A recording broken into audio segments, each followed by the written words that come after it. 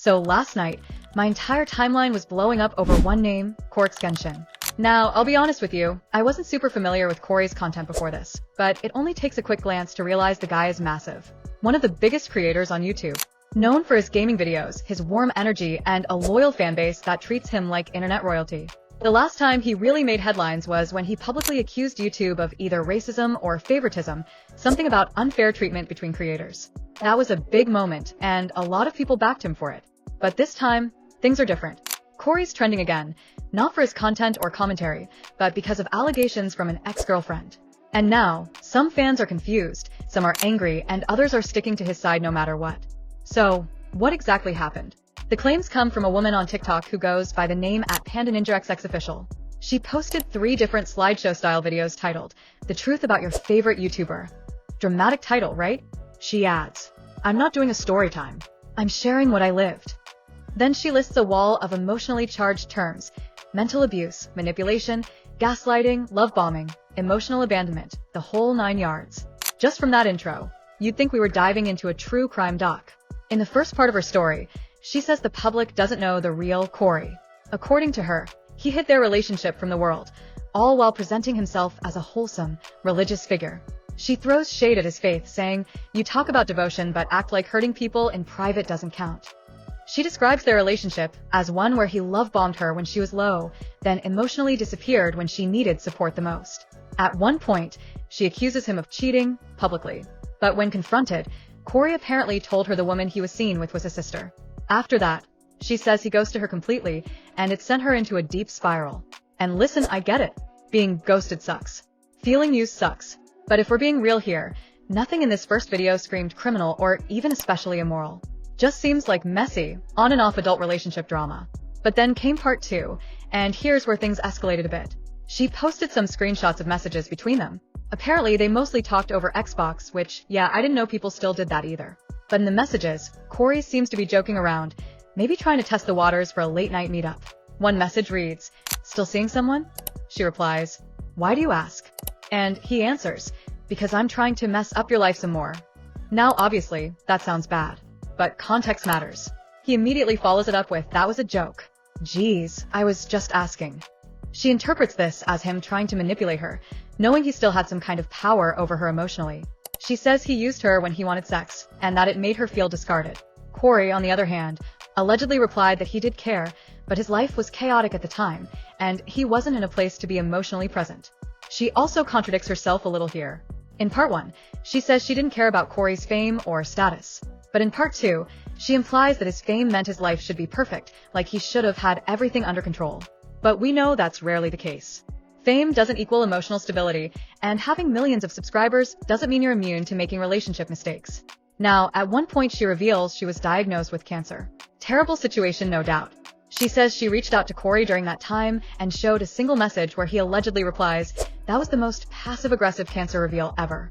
No additional context. No lead-up. Just that one line. Now, is that a harsh response? Sure. But we don't know what she said. We don't know how long they'd been out of contact. That kind of message could have come across as awkward sarcasm or as emotional distance. It's hard to say. But she claims that line hurt more than the diagnosis itself. And that, honestly, feels a little exaggerated. Like, yes, be upset. But to say one text message from an ex hit harder than hearing you have cancer? That's a strong claim. Then, in part 3, she shifts the story again, saying Cory liked to string women along. That he never really committed, but kept women emotionally on standby.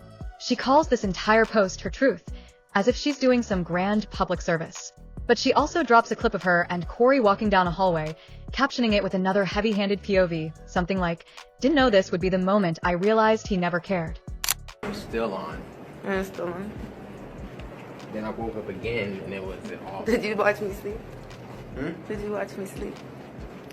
Yeah, I actually did something to you while you were asleep too. What?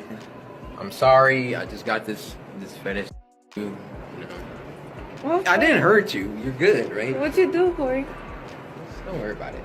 Cory? Good. Cory, what did you do? You do nothing.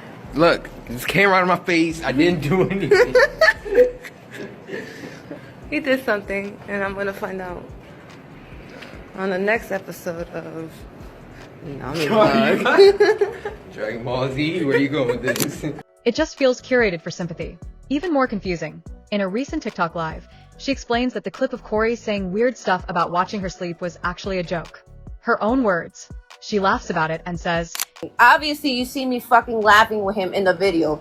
You can't be that dumb to think that But people are that dumb though.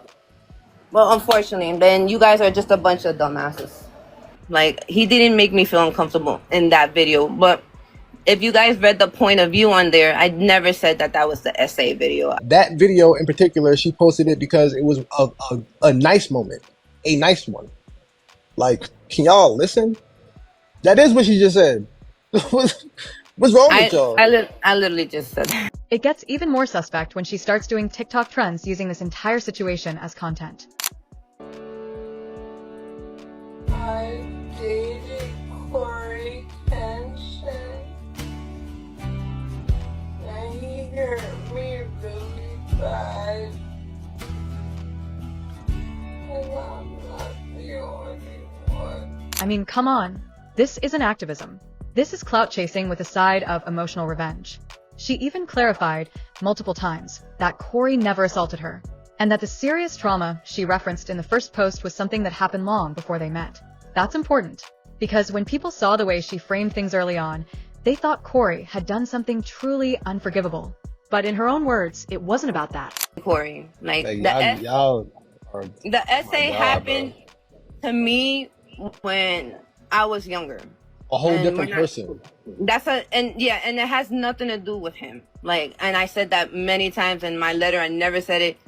You guys kind of assume because of his wording in the video that that he's saying something weird, like, but he was being playful and he was like saying like things like Thank you for saying like, that.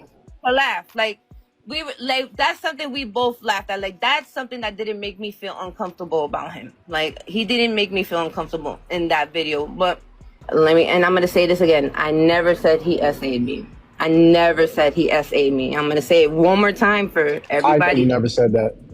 I know, like you know, because you've been talking about it, you've been saying it over and over again. They're not listening because, like, some of these people, like, don't have a brain, obviously. So, what are we left with? A messy, likely toxic relationship. Feelings got hurt. Maybe Cory was a jerk. Maybe he was emotionally unavailable. Maybe he didn't handle the breakup well. But that doesn't make him a criminal, or even someone who deserves to be cancelled. If anything, this should be a reminder to not rush to judgment based on vague